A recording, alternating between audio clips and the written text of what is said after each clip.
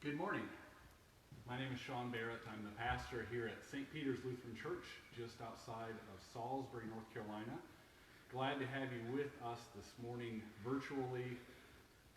There is really no replacement of being in person with someone, being present with someone, and council had a difficult decision deciding to cancel worship this week as well as all activities this week.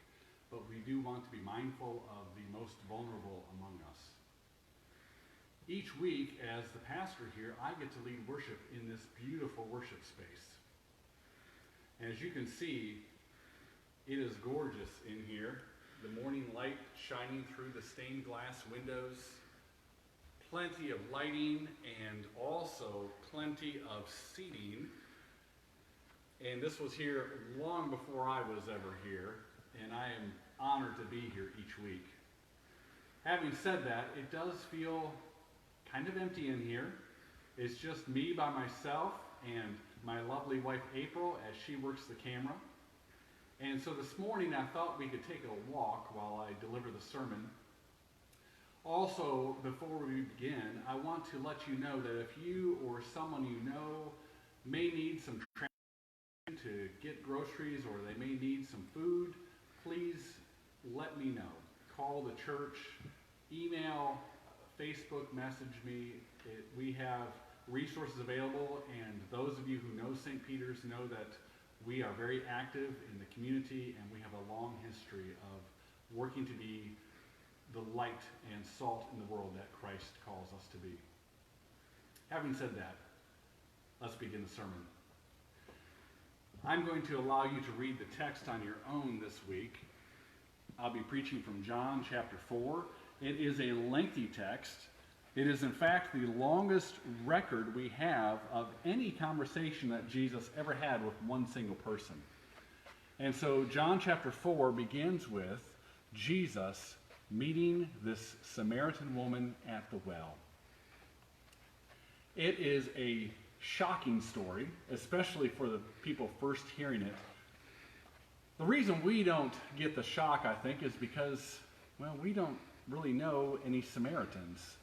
I would be shocked if anyone seeing this video had ever in their life even talked or saw a Samaritan in real life. But the Samaritans and the Jews have a long history. Several hundred years before the story this morning, the Assyrians had come in, invaded Israel. They took some people back with them. Other Jews stayed behind, and some of them married Assyrian captors. And so they had married the enemy. And these children grew up and they became the Samaritans.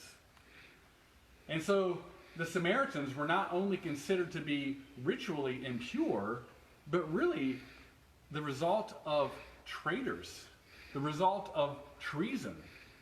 And so when Jesus tells the story of the Good Samaritan, in most minds of Jews in that day, the words good and Samaritan do not go together ever.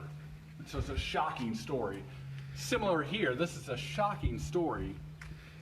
First we have Jesus come. He comes to the well. And why is Jesus in Samaria? Well, the Pharisees have heard that Jesus is making lots of disciples. And they are getting a little concerned. And so Jesus is now on their radar. And Jesus doesn't want to be on their radar quite yet. It's not time. And so Jesus needs some place to lay low, a safe house, some place to stay until things cool down a little bit.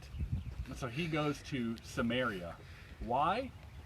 Well, there's hardly any place safer to go from a Pharisee than Samaria. There's no way a Pharisee is going to want to step foot in Samaria. So Jesus is by the well. While he is there, a Samaritan woman comes to draw water. She is also hiding out. How do I know that?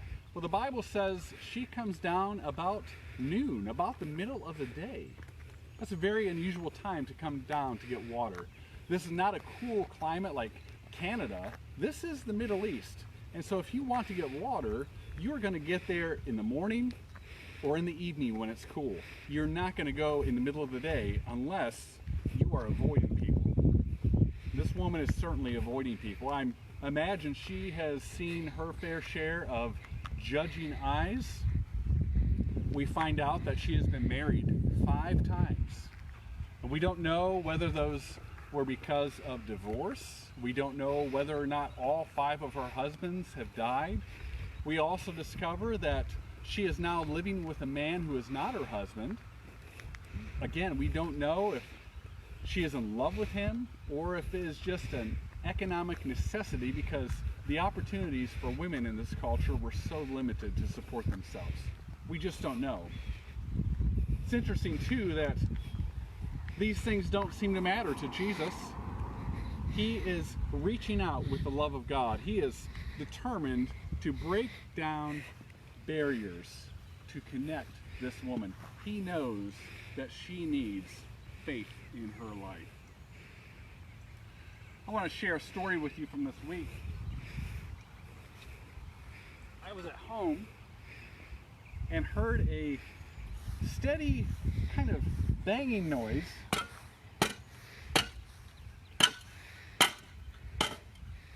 And it was from out in this field.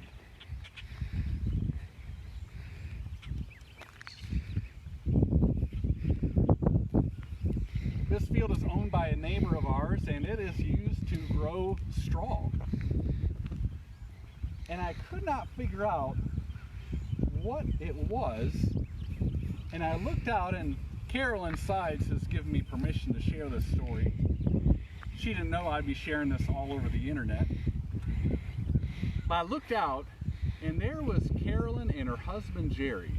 Saw their car, and I kept hearing that noise. To my ears, it sounded like someone pounding a metal stake with a sledgehammer. And I could not imagine Carolyn heaving a sledgehammer around like that.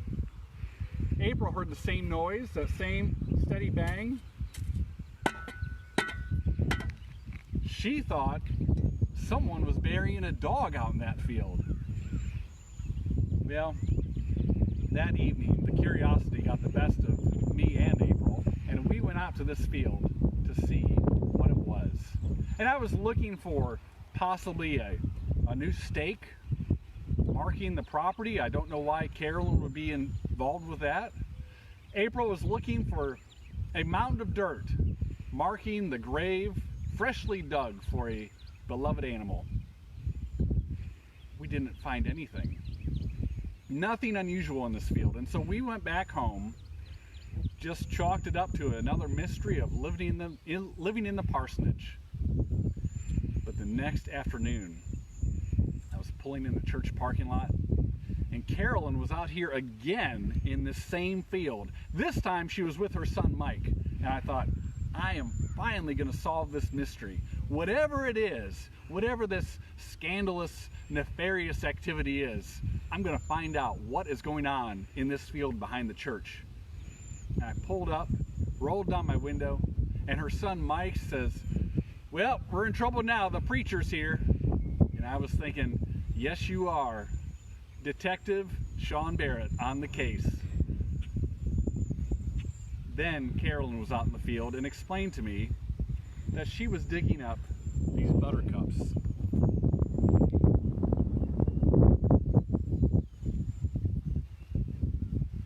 She had gotten permission from the field owner to dig those up and was in the process of transporting them to her home. I had never even noticed these beautiful buttercups, these yellow flowers in full bloom. Gorgeous. They do not belong in the middle of a field that is used to grow straw. They belong in landscaping around a beautiful home. And that's exactly where she was taking them, to her own beautiful home, to help adorn the yard there. I was shocked as I saw the beauty of these flowers I had never seen before, and was certainly not expecting them in the middle of a field used for straw. But there they were, unexpected beauty in an unexpected place. I think about our text the disciples come back and see Jesus talking with this woman, and they are surprised. They are shocked. But no one asks Jesus what he wanted. No one asks why he's talking with her. They're just surprised. And the Samaritan woman goes back to her village, tells everyone, realizes that Jesus is the Messiah, and cannot help but to share that news with others. And that news spreads throughout her entire village. They all come to know that Jesus is the Messiah, the Son of God. They realize that God is God. Whether it's God of the Jews, of the Samaritans, of Gentiles like us, God is God of all. And not only that, God is love. That God has created us in love, God holds the world together with love, and God is continually chasing us down with that love. Now, you and I, we also have neighbors to love. We have barriers that we must overcome. Especially in this time as we are living in a nation, in a world that is full of the anxiety and fear that the word pandemic brings. You have neighbors of your own that you need to overcome those barriers. Perhaps your neighbor is much older than you or much younger than you. Maybe your neighbor is a different race than you. Maybe your neighbor has a lot more money or a lot less money than you. Perhaps your neighbor does not speak English as their first language. Whoever your neighbor is, we are called to overcome those barriers. Perhaps this week your neighbor will need you to run to the store for them. Perhaps your neighbor will run out of supplies. We are the hands and feet of Jesus. We have been entrusted to the good news of God's love, not only for us, but for the whole world. Jesus overcame these barriers to reach the Samaritan woman with the love of God. You and I are called to overcome barriers, to reach others with that same love.